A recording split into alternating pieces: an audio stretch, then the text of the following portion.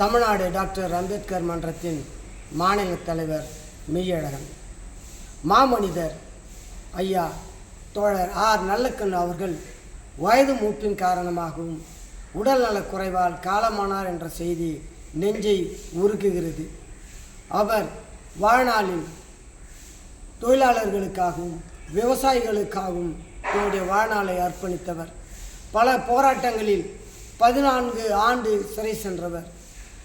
இந்திய கம்யூனிஸ்ட் கட்சியின் தமிழ் மாநில செயலாளராக 13 ஆண்டுகளும், தமிழ்நாடு விவசாய தொழிலாளர் சங்கத்தில் 25 ஆண்டுகள் தலைவராக பதவி வகித்தவர். இவ்வளவு பதவிகள் வகித்தாலும் அவர் எளிமையின் உருவமாக வாழ்ந்தவர். அவர் சகயோகி புரஸ்கர் விருது, அம்பேத்கர் விருது, காகிதமில்லத் விருது மற்றும் காந்தியன் விருது, சகயோக தமிழர் விருது போன்ற விருதுகளை பெற்றவர்.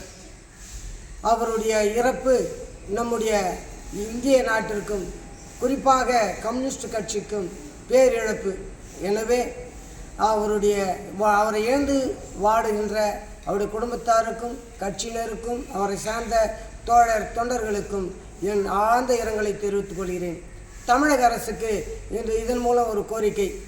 ஐயா அவர்களுடைய மறைவு பின்பு அவருடைய வாழ்நாள் சரித்திரம் முடிந்துவிடக்கூடாது என்பதற்காக அவர்களுடைய நினைவாக மணிமண்டபம் சென்னையில் அமைக்க வேண்டும் என்று தமிழக அரசை நான் பணிவோடு கேட்டுக்கொள்கிறேன்.